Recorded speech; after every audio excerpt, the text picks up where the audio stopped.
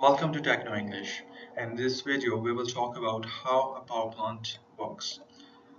So in this video, I will describe you first what's the concept of the power plant, and we will look specifically into the example of this coal power plant and how this actually a power plant works. So I will actually explain you how a power plant works from this specific example of coal power plant. And then in the next video series, we will look inside of a coal power plant. What is the structure of the coal power plant, and what type of instruments or what type of devices or what kind of system we use inside of the power plant, for instance condensers or compressors and all, and the type of compressor for instance, and the type of generator, etc. So first let's see what's the concept of the power plant. So let's go to the white screen. So actually power plants are used to produce electricity. So we use electricity, and electricity serves as the backbone of this modern era. So just let me write electricity first. Sorry, CITY. So electricity serves as the backbone of modern era. We know its importance. Our industrial life, our commercial life, and our household, etc. all are based on electricity. So electricity is necessary. So we use power plants, or the power plants are the specific data location which are used to produce this electricity, this important modern era backbone. But actually, if we refer electricity, and we know that from the law of conservation of energy, that energy neither be created nor be destroyed. So energy neither be created or nor be destroyed. So we know that one thing for sure. So that's why we can refer the power plants as a station which is used to transform electricity or transform energy from one form to another form. For instance, so I refer power plants as energy transformation locations or transformation stations. So just let me write this concept.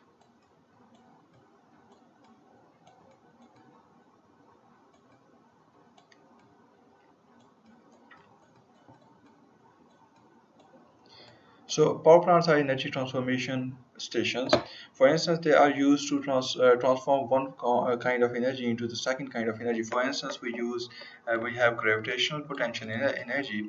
In case of hydropower plants, we use this hydropower plants, and we use that in water, and we provide it with some kinetic energy by actually allowing it to flow from some penstock, and then it has some kinetic energy, and then it strikes specific mid um, turbine, which converts this kinetic energy into the rotation, which is a kind of kinetic energy, and that this kinetic energy is then used to transform, or which is used to transform into the electricity we use for our daily home or for the daily purposes. So that's how we produce or the transform electricity in the power plants. So we know that from the Faraday's law that to produce electricity we need to have two or three, sorry, important concepts. So from the Faraday concepts, just a second. So from Faraday we know three things for sure that we need to have to produce electricity. Number one is conductors,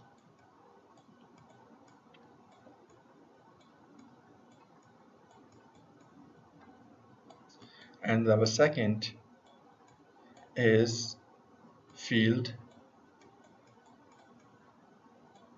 Field means the magnetic field, and the third means motion.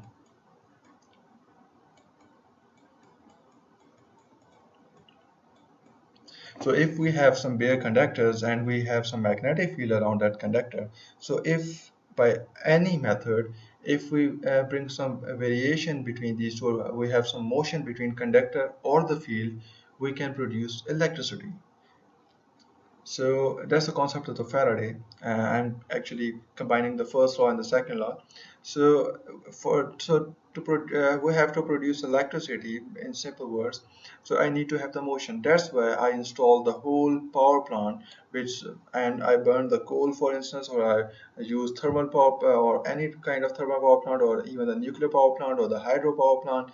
I use those or use those fuels. I burn those fuels, or whatever how I process those fuels, and then I use that fuel to rotate rotor of the generator to produce the electricity.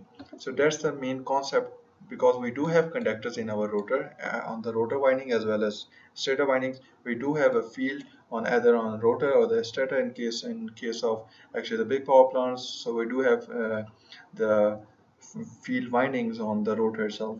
So all we need to have is a motion. So this motion is provided by those huge, humongous power plants.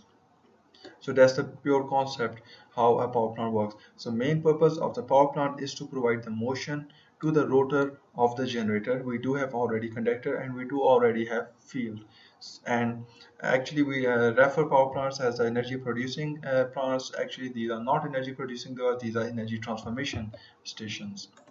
So let's get back to our main system. So how a power plant work is actually, I just cleared your concept in this. We use power plant just for the motion of the system of the generator. So this is our generator I was talking about. I do have the copper coils which I refer to you to produce a magnetic field which excite these copper coils through some excitation principle, which may be through self or the static excitation or the dynamic excitation. We will talk about the static excitation and the dynamic excitation. Let me just write it down here.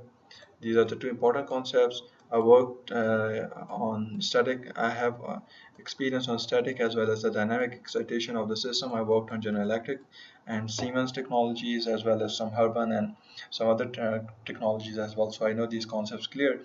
Overall, we do have some windings on the rotating part or the rotor, and we provide some excitation to these windings to produce a magnetic field. And we do have some windings on the stator of the generator. So when these field windings or the field cuts to the stator windings, we have some EMF, and when we provide a closed path to that windings, so the current flows. That's the second law of the EMF. Second law of the Faraday. So all we need is a rotating shaft, and this rotation is provided by this huge power plant and the whole this structure of the power plant, which is just to provide the rotation to the system. So first in the concept, that's the general concept. We do have so we on the basis of this or the simply all the power plants purpose is just to rotate the shaft, which is coupled with turbine.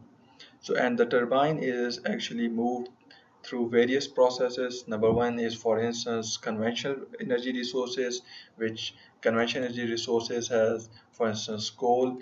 Conventional energy resources as oil as a source, as well as furnace means the furnace oil, and as well as gas. We do have gas power plants. So if I talk about my field of specialization, so my specialization is in the gas power plants as well as in the gas turbines as the steam turbines. I have worked on the combined cycle power plants and the nuclear power plants. If we talk about the conventional energy resources, I do have experience as well, and we do have a power plants of the hydropower plants, and they also serve the same purpose, just to provide a rotating, or just to rotate the rotor of the synchronous generator.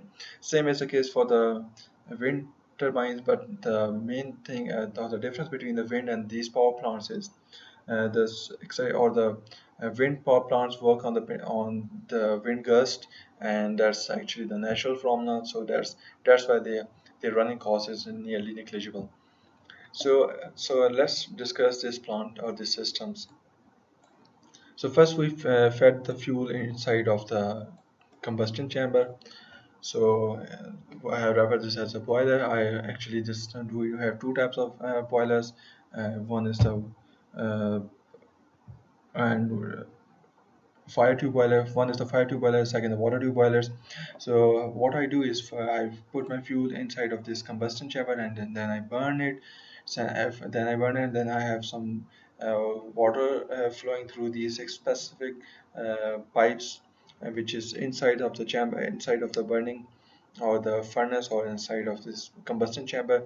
And I fed some water to tubes, and when water moves from these tubes from this point to from this entrance point, and they have to leave from this exit point, and when water moves from these tubes, because of this heat, this water is converted into the steam. And this is not actually the clear concept. We cannot have the detailed insight from this picture. I will explain the detailed concepts in my next video. So water moves from this point to this point, and all from this point to these points. And while moving from this point to this point, water is converted into the steam, which is the super saturated steam. And this super saturated steam is actually fed to these turbines, and which has a part of condenser, which is used to condense the steam, as well as incoming, which is used to condense to rise its pressure and decrease some temperature, and then that's fed to the turbine, and the turbine is actually start rotating because of this that high moving and high pressurized steam. And then the turbine moves. This its shaft is coupled to the generator, and this is um, a generator actually. So it's shaft which is coupled to turbine because of the turbine is moving, because of this incoming steam. That's why the generator starts moving. And when the generator moves, because of the Faraday's law, we do have now electricity at the end, and we fed this electricity to the switchyard. Switchyard is used to actually convert this electricity from one level to the other level. For instance, that what it means is our generator output is from like 8 kV to like 25 kVs. And I heard that India is working on 30 kV as an output, or the terminal voltages of the generator. And then these voltages are converted or step up to the high voltages to transmit to the far located areas. So we use a switch yard, which is used to convert, for instance, this 25 kV output from a generator to roughly, for instance, 132 kV. So we convert this into the 132 kV, and then this 132 kV is fed to these transmission lines. And for instance, after some from the and these power plants are always far located because of their multiple issues. For instance, their environmental concerns, and the security purposes, on all those purposes. So for instance, my location is from like 500 kilometers from the power plant. So this power plant generates electricity, and through these distribution, or through these transmission line, they provide electricity to the gate steps of my home, and then I use as electricity. So that's how a power plant works. So firstly, I use fuel, and like the fuel is burned to make heat, and the water is heated, and that's turned into the steam. And then the steam travels through a streamline, which is fed to the turbine, and the steam turns the turbine, which spins the shaft, and inside the generator the shaft spins, and the wire producing electricity, and then electricity is sent to switchyard, where transformer increase its voltages, and then it's fed to the electricity transmission. So that's how a power plant works. So if that's the end of the video. If you do have any question, please do not hesitate to contact me by commenting below on my this video. So that was the basic introduction of power plant. Now we will look inside of this coal power plant, then we look inside the gas power plants, and then we look inside the other type of the power plants. So thank you.